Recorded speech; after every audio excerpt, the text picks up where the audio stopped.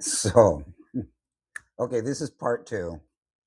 The syncing problem went away. It might have something to do with those AirPods I had in my ears yesterday or early this morning. I switched the microphone. Uh oh, I make a lot of noise with that. I switched the microphone also to see if maybe that's why it was having difficulties uh, this morning. It also said something about a formatting issue in processing. I don't know what that means, but again, I'm not sure if I like Substack video creation. So I was discussing the difference between people in the civil rights era and people today in the year 2026. And I also needed to mention that I was in the industry. I was in the computer industry when the internet began. And it took a programmer to configure that thing, I swear. It was called the World Wide Web. And social media wasn't there right off the bat. But we had a thing called that was social media like before the World Wide Web came out called local BBSs. And it was just local people in your area would call a phone number, they would call a phone number and they would all connect that way. They could chat, they could text in a big group of people, they could text in a smaller group of people, or they could text one on one with people.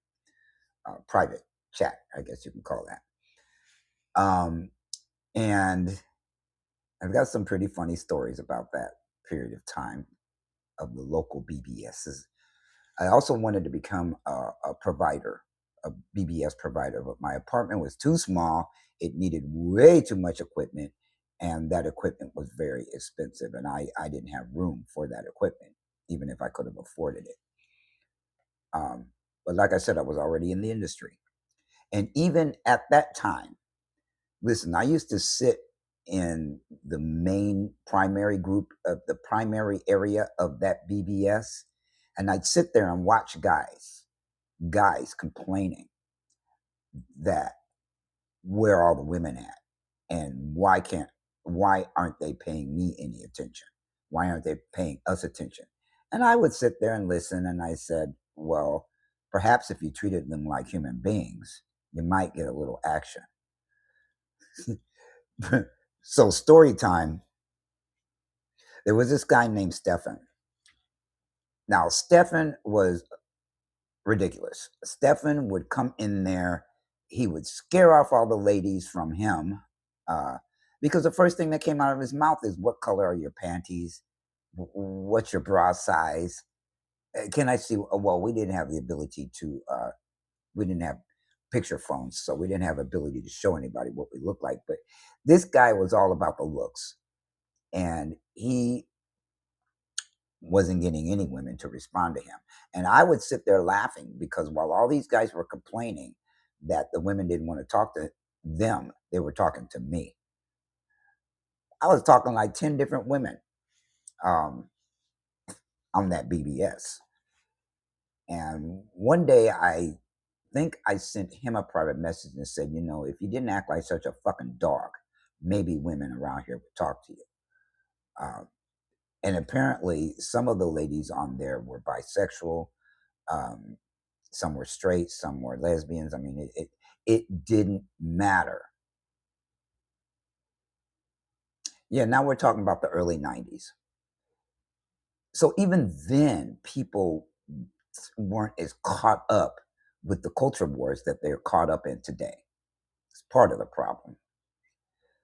So, so Stefan asked me if he could sit and observe me talking to women privately.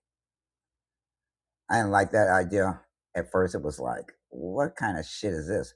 And I said, okay, well, as long as you do exactly what I say, don't open your mouth. In other words, don't type, don't say anything. I'll let you sit there and watch. And I was a little freaky, I don't know why I let this guy do that. But so I let him in, and I told the lady that we're talking to that he would be there, and she was fine with that because she was bisexual. She didn't care if it was a woman or a man or whatever. So about 5 minutes into me talking to this lady in that room with him in there watching, he started talking. He started texting. He's texting. He started typing. And I stopped all the action and said, "What did I say?" I said, "You're not allowed to speak. Sit in the fucking corner and keep your mouth shut." Now, I warned this guy that I would be extremely tough on him if he violated the rules of being in there, because that would just break my, it would distract me, and I would not be able to be authentic with this lady if he opened his mouth, because I didn't care for him being in there because I wasn't into men. So he, um, he said, "Oh, okay, sorry. I'll be quiet." I said, "Okay." And then I kept on talking. And then he did it again. So I said, "You know what? Out you go.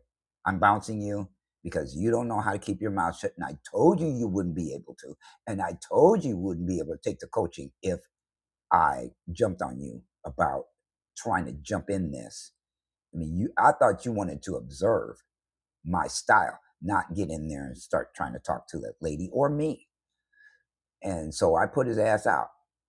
And then me and that lady decided to ask him out to lunch. We all worked for the same company. I don't know how.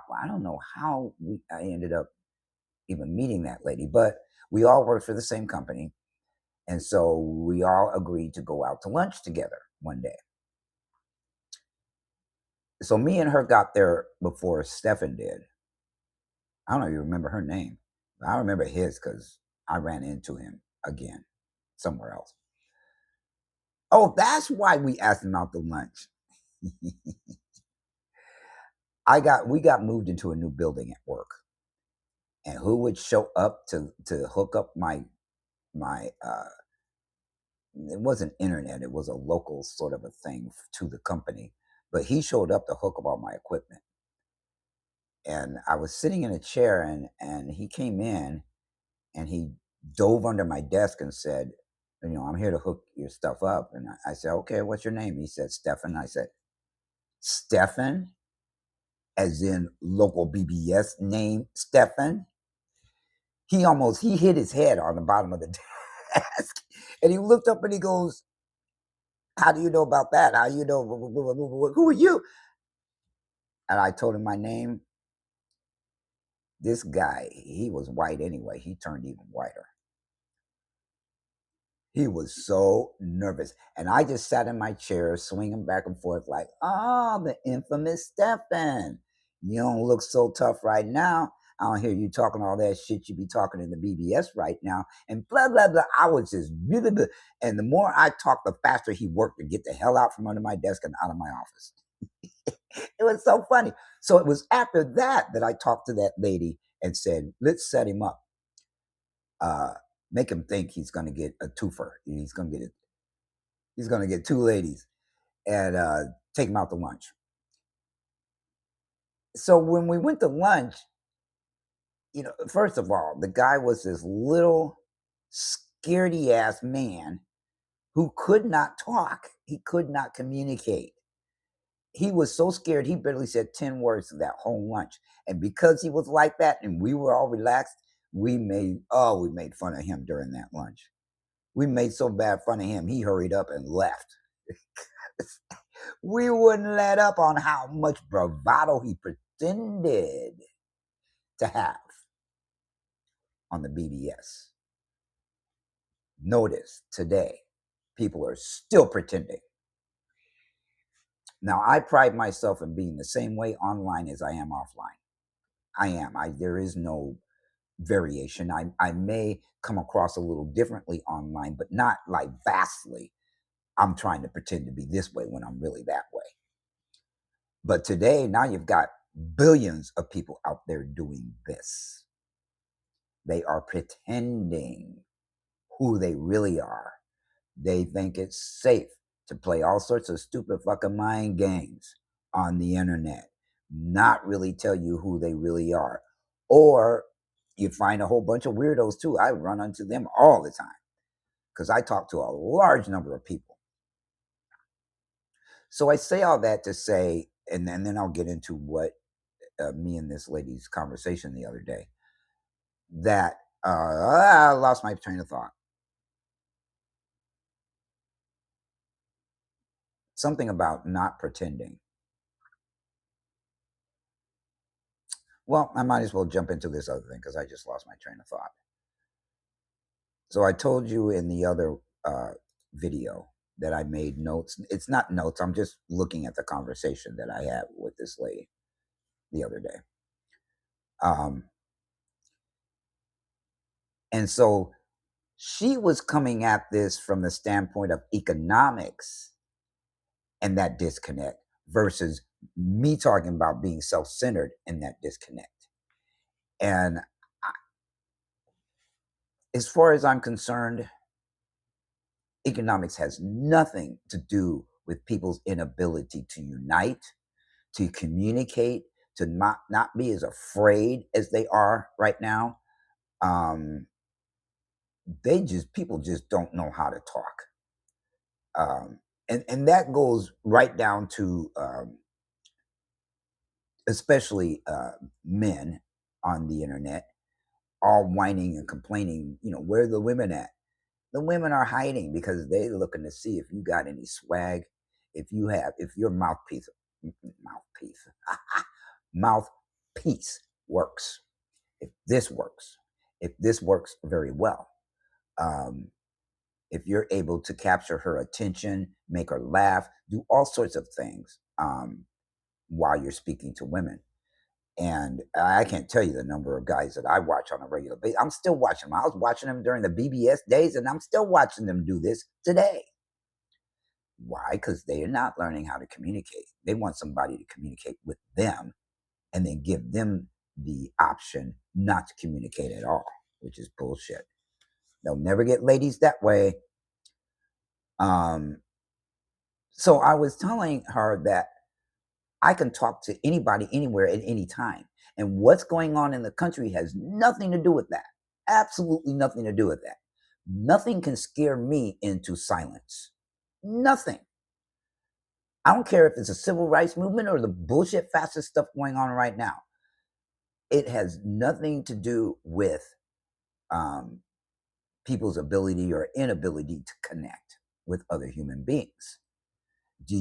I say people are self-centered. That's why they aren't connecting to other human beings. They don't care what you're going through. They only care what they're going through. And that's why they're not connecting. That's why there's no unity. And I've talked about this in past videos on Substack. But I said it has nothing to do with economics. And she kept headed towards economics and classism. And I said, it sounds like you're talking about tribalism. But even that is not any reason not to be able to talk to your fellow man, not to be a friendly person, not to, be able to just brighten somebody's day, strike up a conversation, make friends. There is a loneliness epidemic going on right now. Why? Why are people lonely? Why are people not able to connect on that level? People who are friendless. There's a couple of groups that I belong to on Fuckerbook, aka Facebook, where there's a whole bunch of grown ass men looking for friends. Huh? I'm like, oh, if you can't even make friends, what is your major malfunction? I don't understand that. Who ever heard of not being able to make friends? And their excuses because they changed, because they're in their transition. They don't know how to be, they don't know, they haven't sat with who they really are in their transition and transform that before they jump out there and start trying to make friends. They don't realize that things completely changed when we did that. So, But social media is perpetuating the fears that people have. It's exposing the fears that people have. It's exposing their weak spots. It's exposing their insecurities. And it's on you to get rid of your insecurities. It's not on everybody else to cater to your fragilities, to your insecurities, to what's going on with you. It is completely up to you as a grown adult to knock those things out, to do something about them, to fix yourself. um, so yeah, here she's talking about poor people pooling their resources together. I'm not talking about resources. I'm talking about communicating. I'm talking about connecting to people that are different from you, people who are not your race, not your class, not your anything, with a whole bunch of shit going on in the country, and still connect. So, okay, that's that one. I've got about five pages of this conversation here.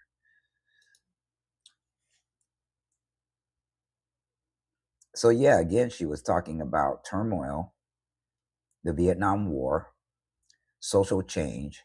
Well, we're going through the same sort of thing right now. So to me, that's no reason not to be the kind of person that learns how to communicate.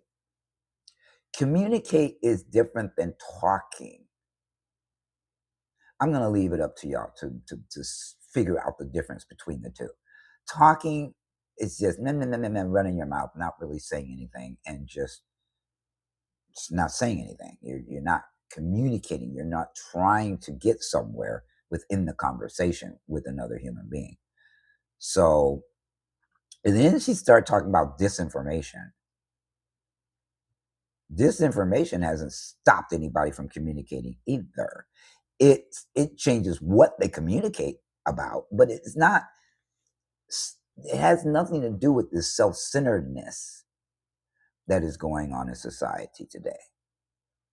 Me, my. It's all about me. What can you do for me? They're stuck in that 1980s song, Angela Bofield, I think it was. What have you done for me lately? It's all about that with people. They're not givers anymore. I think there's more takers than there are givers. Even if you're just giving in a conversation, even if you're just complimenting somebody, even if you're standing in the grocery line, checkout line, and you say something about somebody standing next to you, or in front of you, or behind you, or wherever. Does it really take that much effort just to say, "Oh man, I love your shoes. Where'd you get those? Wish I could have some." Those kind of little simple things will start a conversation with somebody. You might end up with a friend.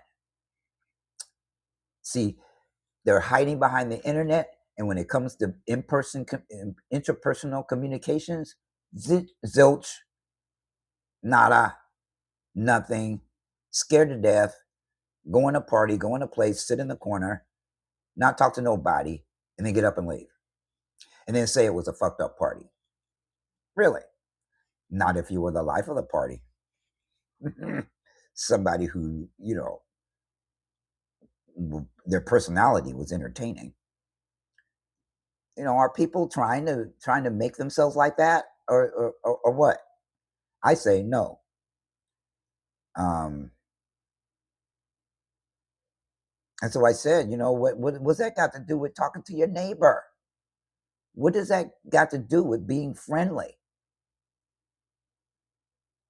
I've heard a lot of people say, I'm more comfortable with animals, pets, than I am human beings. That's nothing to brag about. They can't talk. They don't speak a language that you can understand. And come on, people. If you're that afraid of people, you got a problem, and you need to address that. You need to grow up, and you need to grow through that. Take it on. Take it on the way I took on learning how to speak. Um, or teaching myself how to speak. And then I told her I was going to make a video. Okay. Because a lot of people, they need the coaching, they need the motivation, they need something. Um, and then again, I told her that people are playing it safe. They don't want to take risks. That's another reason why the unity thing isn't happening. Everybody wants somebody else to take the risk. Somebody, self-centeredness, I'm telling you, it's a real issue today. Um, and the game playing. I think in the video that I deleted out of frustration, I mentioned people going ghost on other people. Now, why are people doing that? You know, if you tell somebody why you don't want to talk to them anymore, it might help them grow. It plants seeds. Is it a risk? Not really. You were going to go ghost on them anyway. You might as well talk to them and tell them what bothered you, what bothered you. And I've done that to plenty of people. I don't go ghost on people. It's rude and it's immature. It's childish. We're not playing in the sandbox in grade school. Sorry, we're not. You're grown ass adults. Talk to each other. Don't just up and go ghost and not share anything. Give anybody anything to go off of as you going out the door. Plant a seed. Let them know. Then maybe next time they won't do whatever they did to you, they won't do to somebody else. Do you care about anybody else besides yourself? I don't know. I'm beginning to wonder about that in this day and age. You know, people are full of bravado, they're full of rage, they're full of anger, but are they mad enough to do something besides tell politicians they're the ones that need to do something? Or tell the military they're the ones that need to do something? No, we need to do something first. We need to change something inside first. We need to transform the conversation we're having in our head about ourselves, about other people. We need a paradigm shift. And the only one that can cause that in yourself is yourself. You have to, once the student is ready, the teachers appear. So that's one of the models I live by. So then I was confused about something. Yeah, I think it's really my generation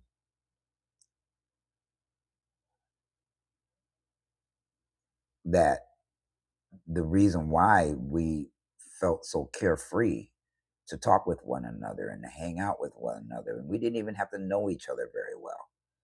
Um,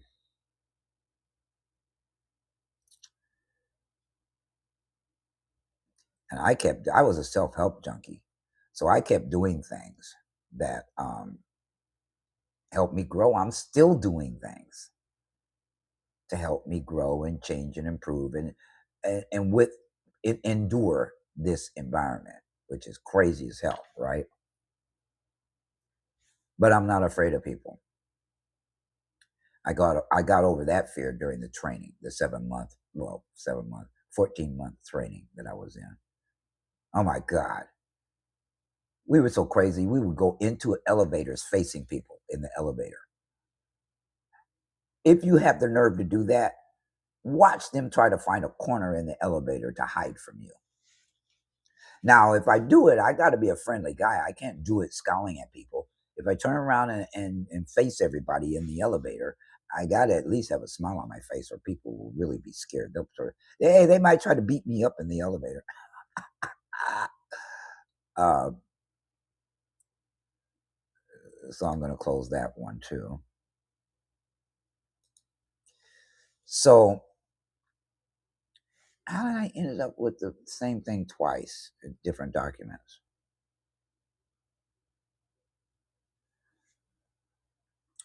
You know, nothing personal, sweetheart. I love you to death, but even you were coming from a place of self-centeredness.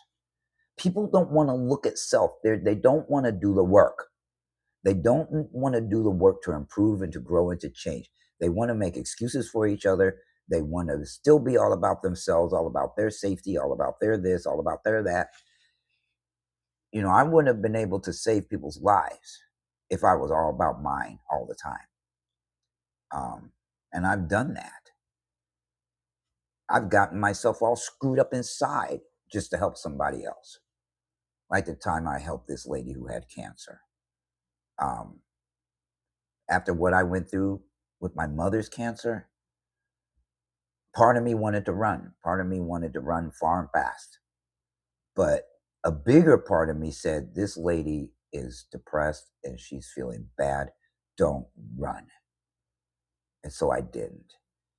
And, she's better for it today. Now, happened to be my fiance at one point, but that's another story. So, yeah, we're just much, much further apart than we used to be back in the day. And even though those times sucked, they were a far cry better to me than what's going on today. I pine for those kinds of relationships that I used to have with people. There's nothing like it.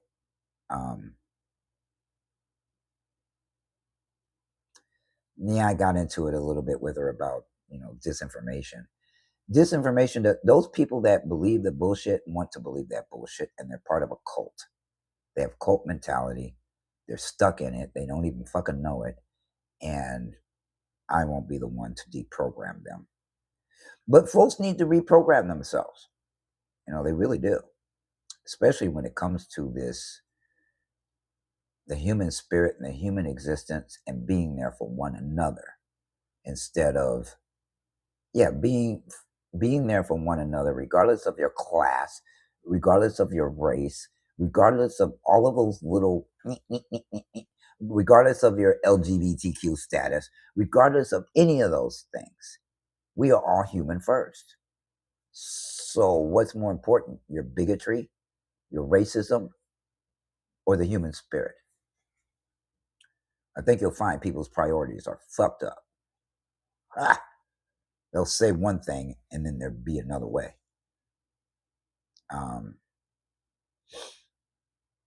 I said the thing about being unfriendly and choosing isolation and thinking they're going to feel better about life. I don't think so. They're fooling themselves to think they're doing better, but without love, why does that song come to mind?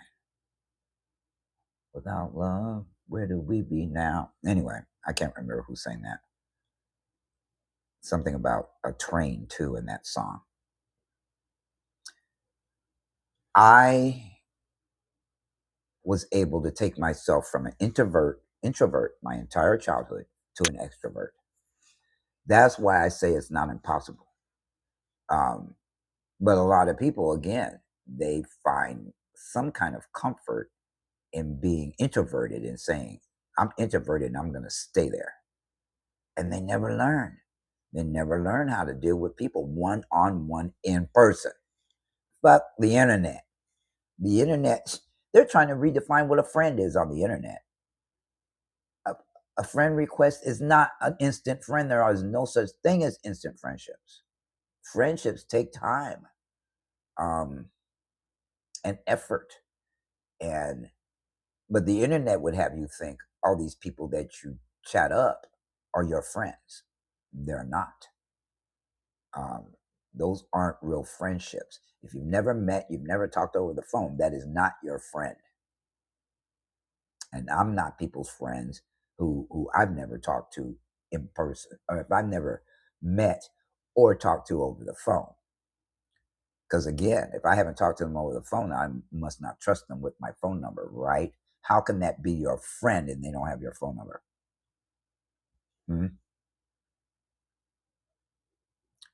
Freaking crabs in a barrel. This is kind of funny.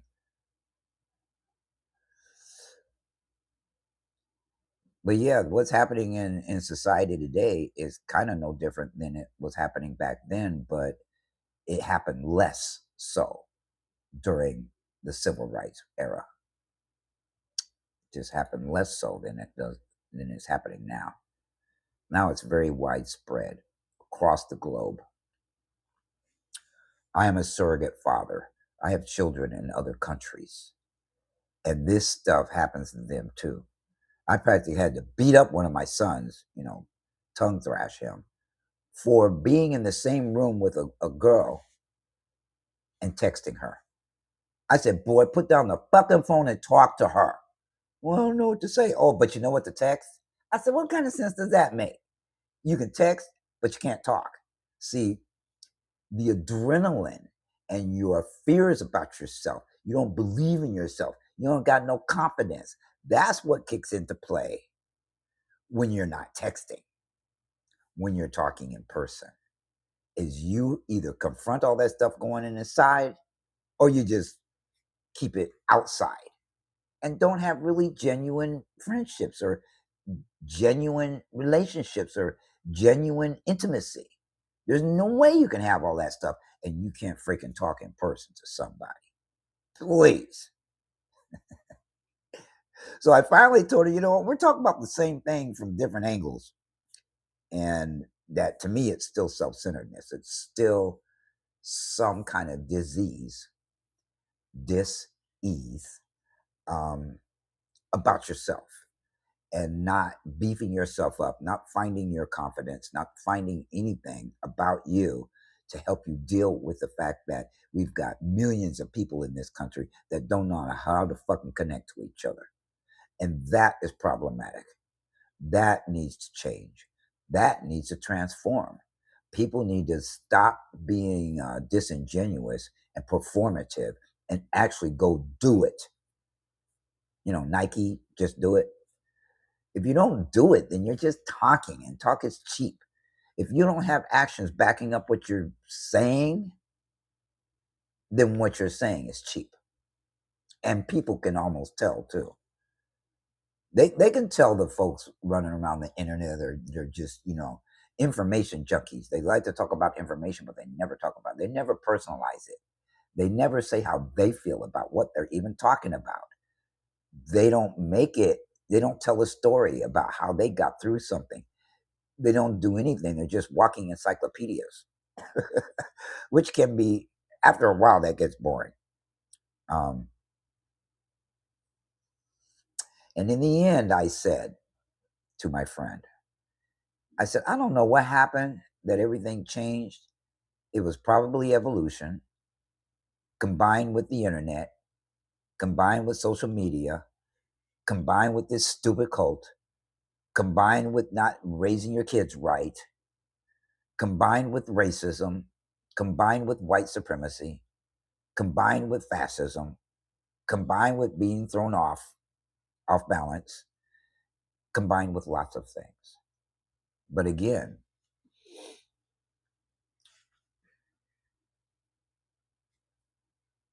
even when it comes to putting yourself in somebody else's shoes, people would rather hijack the conversation and make it about themselves than to listen to somebody else's pain and learn how to comfort them. And the last thing I'm going to say is I read an article, not an article, I read a note on Substack today that it was a beautiful story of a Uber driver picking up a passenger who from a hospital, and how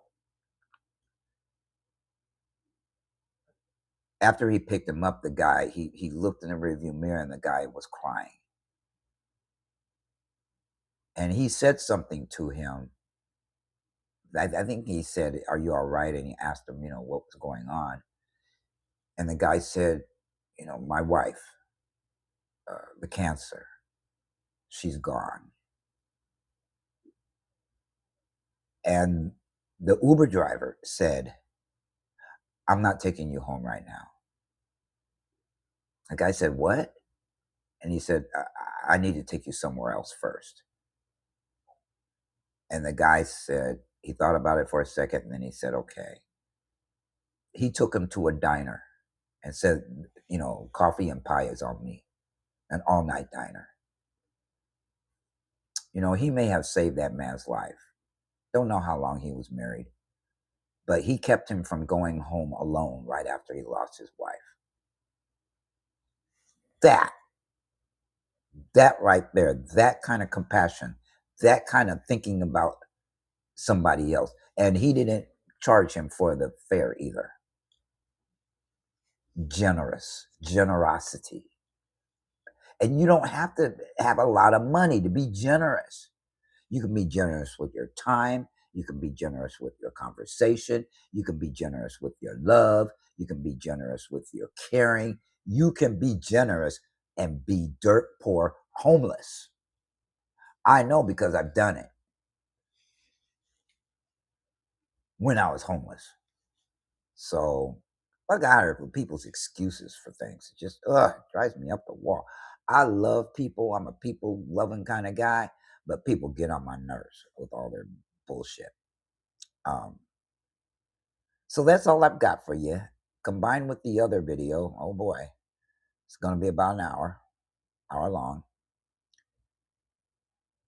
And I had to make this while the stuff was kind of still fresh in the way it made me feel, talking about pining for a time that was absolutely horrendous for Black people.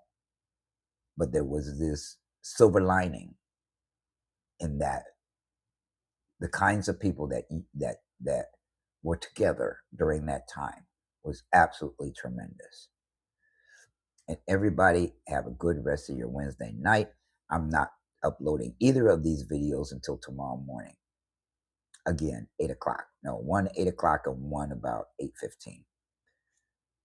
So you all have a very nice evening. Sleep tight. Don't let the bed bugs bite. And please be safe out there.